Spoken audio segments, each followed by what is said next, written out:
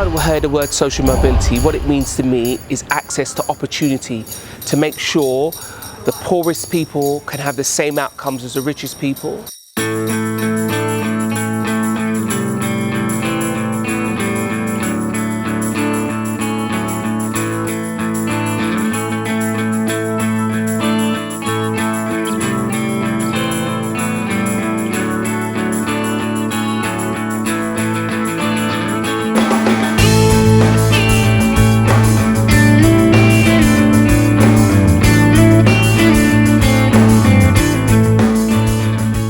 This is Ladbroke Grove. This area is one of the poorest areas in the whole country, but it's next door to one of the richest places in the entire world. So just up the road is Holland Park. So in a way, you've had this golden shadow to worry about. We're all struggling, and you're wondering why we don't live that way. And there's a journey to there, isn't there? There's a social and personal route to get to that place. Some people want to, some people don't.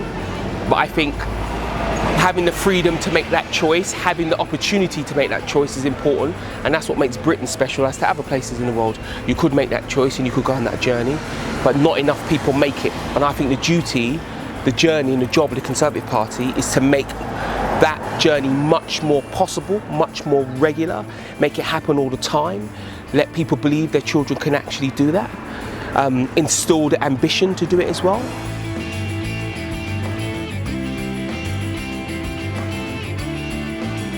When I was a youth worker, this was my main drag up and down the road. And even before that, this is Portobello Road. Even before that, I used to work in Fantastic Store, which is a comic shop down there. And it's like, it was my first job. I was excited about it. And the boys in there, and the men really, their politics and their sort of, just their view on life was part of the conversation. It's part of how I learned, you know. It was a real mix of people in there. But one of the things that time gave to me is the real notion that I used to live on the same road as Madonna.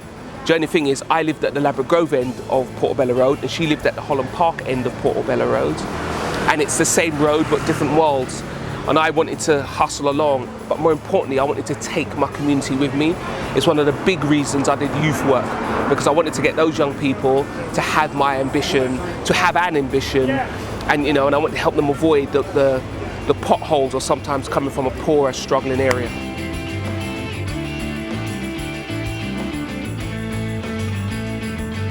If you come from an immigrant background, often your parents are just on it. They're like, you know, if you're not a doctor or a lawyer or a judge, you haven't got a real job. And then they realise it's the education to get to that point as well. But that's their ambition for you. What I want is all British children to have that ambition for themselves, and then there be an actual clear route to deliver it. That's how you transform a country.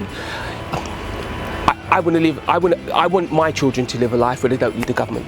You know what I mean? I grew up, I needed free school meals, I needed to be housed. Let's make sure as many people as possible don't need that. What they need is a big economy that works, fair laws, opportunity in education. Let's give opportunity so that people don't need so much welfare. Those who do need welfare, we should give it by the bucket load, but the job is to minimise the amount of people who need welfare.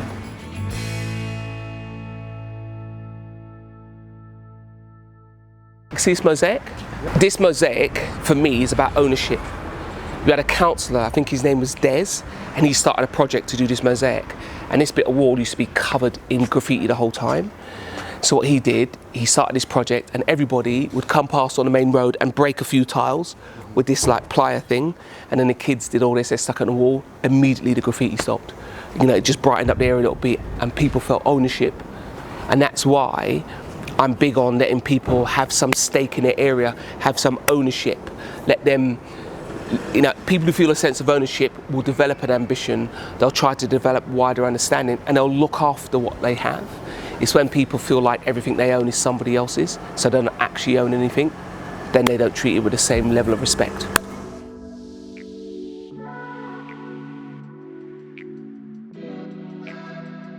We are here on the Walnut and Green estate. I used to live here in 11 Faraday House. I grew up here in one sense because Auntie Nez lived down there in Rendell House, and every Sunday without fail we'd go to Auntie Ryan's. So I knew everybody here. I played in the Adventure for years here, and then, you know, fast forward 10, 15 years, you know, when I'm 16, 17 years old, this is where I really started to focus on youth work deliberately. When you come from where I come from, and let's be clear, millions of British people come from where I come from, we've got to demonstrate from there is a future for their children. They will be safe, they'll have somewhere to live and somewhere to work. We must make sure we break the idea that conservatism is about rich people. It's actually about what it is to be British and the opportunities that provides for everyone. And if we can do that, we'll be able to break the red wall. The red wall is not a place, it's a state of mind. We can break the red wall down here in the south just in the same way we did in the north. And that's if we as conservatives let people know we actually care for them, their children and their futures. And when we talk about prospering children in a country, we've got to remember we're looking at their mental, physical and developmental future. For me, Army Cadets was a massive part of that. It broadened my horizons, it put me next to some of the most committed, focused people in the world from our armed forces, and it was just such fun. And it's a real environment to learn the social skills that make you successful in the future and have fun while you're doing it. And the biggest thing I took away from Army Cadets was the notion of self-control, self-belief and self-worth. If we can give that to the young people of this country, we'll be doing a good thing for all of our futures. I don't think you can come to anywhere near Ladbroke Grove and not talk about Grenfell. It was a tragedy on a level that words cannot explain, and I think there's a challenge there for everybody in public life, for the Conservatives in public life, to rebuild trust. For a long time, residents were saying something could happen that would cost them their lives, and it did.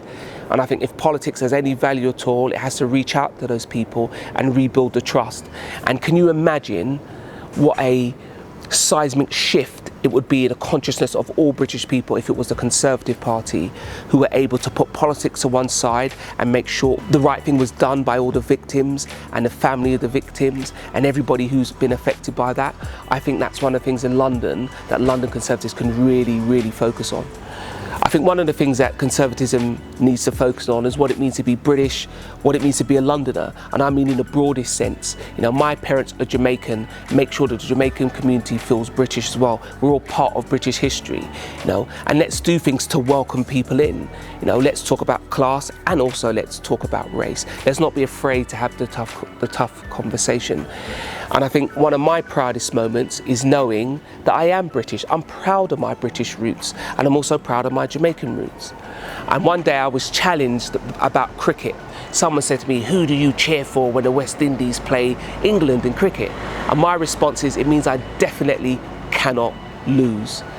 This nation has had an international past, certainly will have an international future, and it relies on ordinary people like you to make ordinary people like me feel welcome.